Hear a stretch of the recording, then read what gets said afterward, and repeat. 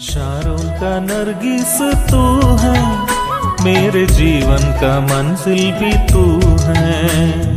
घाटियों का शोषण भी तू है, मेरी आनंद का सोता भी तू है। शारों का नरगिस तू है, मेरे जीवन का मंजिल भी तू है। घाटियों का शोषण भी तू है, मेरी आनंद का सोता भी तू है। परमेश्वर के नाम की महिमा हो। प्रभात मनन के आराधना संबंधी मनन में आप सभी का हार्दिक स्वागत है। आज प्रभु के दिन में हम सब परमेश्वर की आराधना करने के लिए तैयार हैं। उसके पुत्र के बलिदान को स्मरण कर उसके पवित्र नाम की स्तुति आराधना करने के लिए आओ हम अपने अपने मनों को तैयार करें। प्यारो, पिछले कुछ सप्ताह से हम यशायाह की पुस्तक उसके 9 अध्याय और उसके 6 पद को मनन कर रहे थे। यह पद आने वाले मसीहा के विषय में एक भविष्यवाणी के तौर पर लिखा गया है। इस पद में परमेश्वर अपने दास यशायाह के द्वारा यह प्रकट करना चाहता है कि आने वाला मसीहा कैसा होगा, उसका स्वभाव अथवा गुण कैसे होंगे। हमने पिछले दिनों में इस पद में दिए गए 2 नामों पर मनन किया था।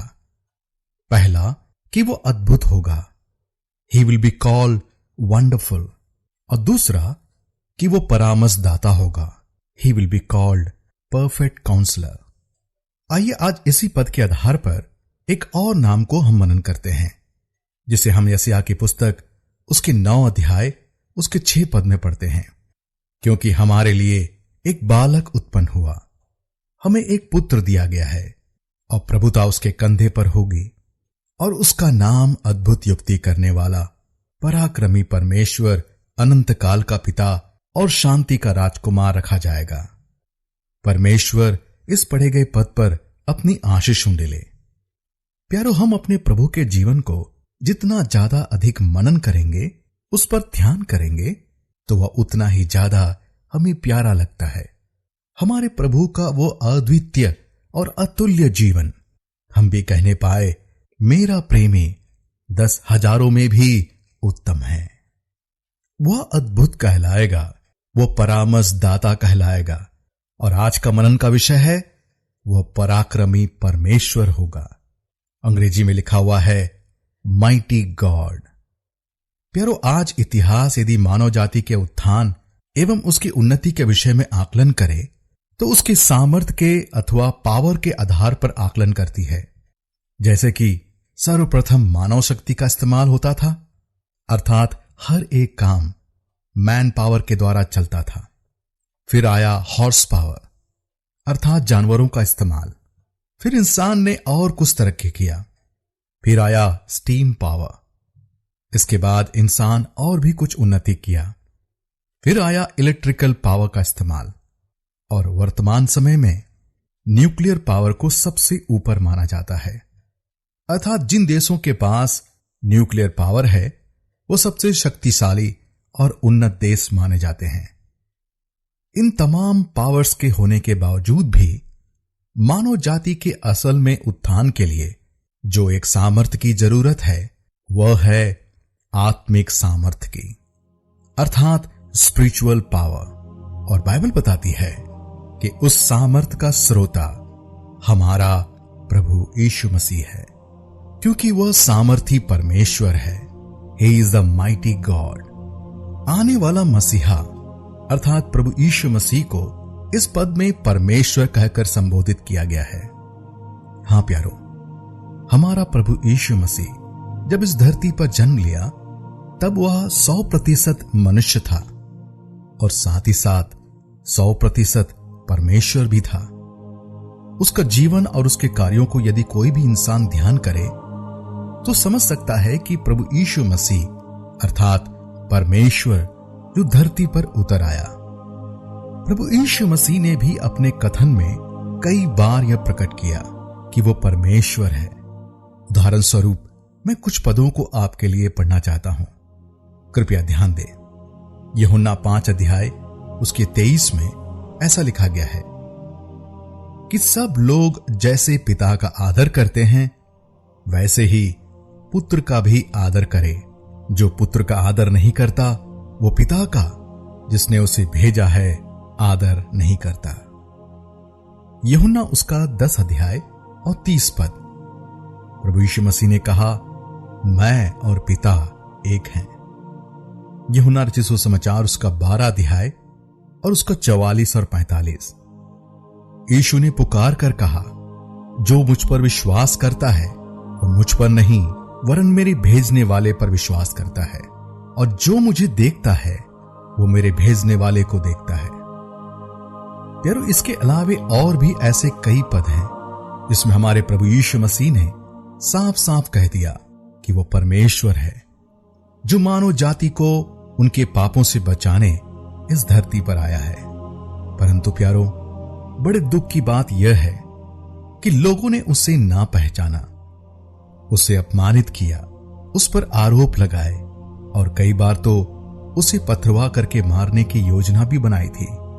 जैसा परमेश्वर का वचन मत्ती उसके 13 अध्याय 13 में ऐसा लिखा हुआ है, वे देखते हुए भी नहीं देखते और सुनते हुए भी नहीं सुनते और ना ही समझते हैं, परंतु जिन्होंने उसे जाना और करीब से समझा उन्होंने यह स्वीकार किया और उसकी गवाही लोगों तक पहुंचाई कि प्रभु यीशु मसीह ही परमेश्वर है। उनमें से सर्वप्रथम यूहन्ना, जो यीशु मसीह का चेला था, वो लिखता है यूहन्ना रचित सुसमाचार उसका 1 अध्याय उसके 1 पद में, आदि में वचन था और वचन परमेश्वर के साथ था और वचन परमेश्वर था। इसके पश्चात प्रभु का एक और चेला थोमा प्रभु यीशु मसीह के विषय में उसकी गवाही यह है, यूहन्ना रचित सुसमाचार उसका 20 अध्याय उसका 28 में ऐसा लिखता है, यह सुन थोमा ने उत्तर दिया, हे मेरे प्रभु, हे मेरे परमेश्वर। प्यारो, बाकी चेलों ने भी इस बात की गवाही दी कि प्रभु यीशु मसीह ही परमेश्वर है, जो मानव जाति को पाप से बचाने इस धरती पर आया है। वे प्रभु को बेहतर जान पाए क्योंकि वे उनके संग रहते थे। उन्होंने उसे करीब से जाना था। पवित्र आत्मा ने उन्हें यह सच्चाई प्रकट किया था। प्यारो, यदि कोई इस बात का विरोधी था कि यीशु मसीह ही परमेश्वर है, तो वो था तरसुस का रहने वाला शाऊल। उसने इस पंथ को मिटा देने के लिए कोई कसर नहीं छोड़ी थी, परंतु जब उसकी भेंट मरकर जी उठने वाले प्रभु यीशु मसीह से हुई तो उसके होश उड़ गए। उसे अपने आप पर काफी पछतावा हुआ कि वह कितनी बड़ी भूल कर रहा था। शाऊल, उसकी जिंदगी का एक ही मकसद था कि यीशु मसीह के मानने वालों का नामो निशान मिटा देना, पर अब वही शाऊल प्रभु यीशु मसीह के लिए जान की परवाह किए बगैर लोगों को यह गवाही देता रहा कि यीशु ही परमेश्वर है। रोमियो की पत्री 9 अध्याय उसके 5 पद में पौलुस लिखता है, पुरखे भी उन्हीं के हैं और मसीह भी शरीर के भाव से उन्हीं में से हुआ, जो सबके ऊपर परम परमेश्वर युगान युग धन्य है। आमीन। फिर तीतुस की पत्री उसके 2 अध्याय उसके 13 में पौलुस लिखता है, उस धन्य आशा की अर्थात अपने महान परमेश्वर और उद्धारकर्ता यीशु मसीह की महिमा के प्रकट होने की बाट जोते रहे। प्यारो, आज हम उसी परमेश्वर की आराधना करने के लिए तैयार हैं, जो हमारे लिए एक इंसान के रूप में इस धरती पर आया, हमारे खातिर अपने प्राणों को दिया। वो हमारा उद्धारकर्ता परमेश्वर है। आइए हम उसकी आराधना करें, उसके महान नाम के सम्मुख हम झुकें, क्योंकि वो सामर्थी परमेश्वर है। प्यारो, हम इस विषय के मनन को आगे भी जारी रखेंगे। परमेश्वर के नाम की महिमा हो। आप सबको मेरा जय मसीह की। दिल का है प्यारा, मेरी नैया का केवन हारा, तू मेरा दिल का है प्यारा, मेरी नैया का केवन हारा, ये तमन्ना है मेरा दिल पूरा, तुझको देना है ये जीवन सारा, ये तमन्ना है मेरा दिल पूरा, तुझको देना है ये जीवन सारा। शारोन का नरगिस तू है, मेरे जीवन का मंजिल भी तू है। घाटियों का शोषण भी तू है, मेरी आनंद का सोता भी तू है।